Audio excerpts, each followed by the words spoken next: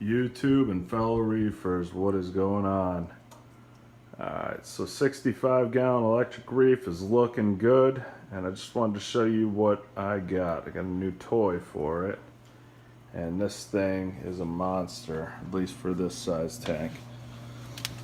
I got the Reef Octopus 110 Classic.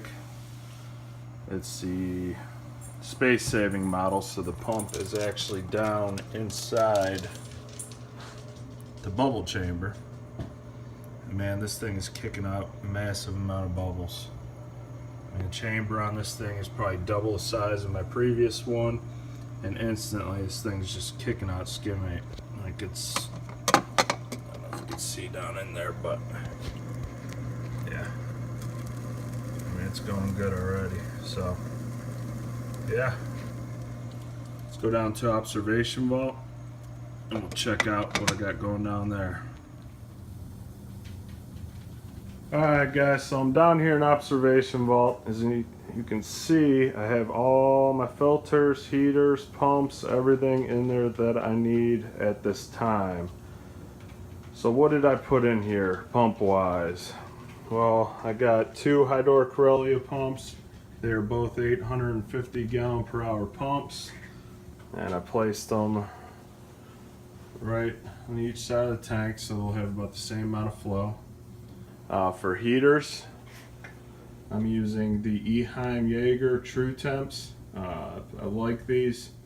I really don't like glass heaters, but these ones had some pretty good ratings. They're rated at 100 watts, so they're good for up to 40 gallons. 40 gallon tanks, good for freshwater, marine. But I really like these because you can adjust the temperature on the top. So if I can get multiple temperature readings in here, I can actually dial it into what the actual temp is in the tank, and then set it to my desired temp. So that's what I really liked about these, and you can never have enough heaters on hand. So if I had to pull one out of these tanks to make salt water or keep electric reef going, I will be good to go. So for power filters, I got the Seachem Title 55. This thing is a monster, it really is a hog. The thing is huge, but it does have a C-Chain pump in it. It's fully adjustable. It's got the surface skimmer and the bottom intake tube there. It did have a heater mount right there on the side, but this style heater, this size heater, did not fit in there. So what I really like about this thing is this removable filter tray right here. This thing is massive. I mean, I can fit so much stuff into here. We got our matrix, a bag of matrix, and a sponge filter. So what I'll end up doing is I'll probably get a little bit finer of a sponge filter to put in there, throw this stuff in there in the media bag, and then I'll put some activated carbon in there, and possibly some Phosguard. I'll probably end up putting some Phosguard in there. I run Phosguard on the electric reef, and it seems to be keeping my phosphates down. So this thing is nice. It's a little bit big, and this is the smallest one they have, but I do like it. It also has this nifty little, let's see if you see it here, this nifty little blue thing here on the top that pops up when your filter starts getting clogged. And it does have an emergency thing on it, so if it does get clogged, it won't overflow out of the hang on the back filter itself, but it will overflow back into the tank. So I thought that was pretty cool. Yeah, you can adjust the flow up here with it. I think it's rated at 300 gallons an hour, 250 gallons per hour. It comes with a 5-year warranty once you register it. The thing's pretty sturdy, pretty solid. So if you ever think about running a tank with a hang on the back filter, check out some of my future videos, and I will definitely be doing another review on how this thing performs filtration wise.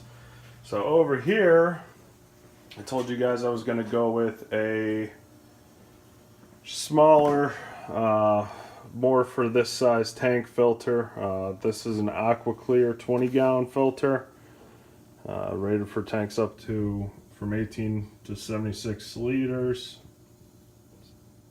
20-gallon tank. These are both 20-gallon longs.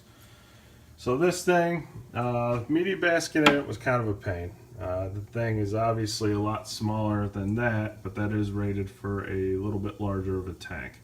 But for this tank, it's all about water quality and adding all these Skimmer products. And this tank is just getting straight filtration, heat, flow, and water changes. That is it. So for this one, this is pretty cool. You can adjust the flow just by moving this. Nothing spectacular. Now the media basket in this thing, it is kind of flimsy. It's definitely nothing compared to the Skimmer Tidal filter, but not a whole lot to it. I do have to adjust this thing so it does not fall out of or wiggle around or vibrate. So it came with carbon, some bio beads, and this little filter pad here. So it'll be nice and easy to clean, get everything back in there, keep filtration going in this tank, and yeah, we'll see how that does with a marine aquarium. Alright, so I got the smaller power filter back together. Just shut the camera off for a minute because it's kind of a pain to do with one hand. So that is definitely a negative about this little power filter, but it is what it is. Just part of this experiment. So for the backs of the tanks, I'm going to do some Rust-Oleum peel coat. I'm going to do it black in color, that way the corals really pop off the background. And then later on, if I want to use these tanks for frag tanks or some for sumps on my future setup, then all I have to do is peel this stuff off and I am good to go. So I'm going to go head out here in a few minutes to pick up the Rust-Oleum peel coat and get a couple power bars for this thing. And I'm hoping to have water in by tomorrow evening. And these things will be started with the cure process. I'm going to cure the rock for about 1 month. This is the Reef Saver rock, so it does not come with all the just dead sponges and dead algae and all the nasty organics that you say Picani or Fiji come with. So I will be curing these for about a month. That way I don't get any phosphate leaching or anything like that. Once the curing process is done, I'm going to do a 100% water change and we will begin cycling. I'm going to be using Skimmer Stability to cycle that tank, and I will be using a piece of raw shrimp to kick the cycle off in this tank. Now filtration wise, I obviously think the Skimmer Tidal tank is, or the Skimmer tank is going to kick butt in that category. I mean, there's going to be a lot of flow in there, so there will be a lot of turnover, and the Skimmer Tidal filter is getting about 150 gallons per hour more through it than the Aqua Clear is. Alright YouTube, I'm back. It's the following day and I have mixed salt water in the tanks, heaters are on, pumps are running, and filtration is running. So we have started the curing process. So I got about 850 gallons of flow coming off of this power head, this high door power head. About 100 gallons per hour going through the media filter.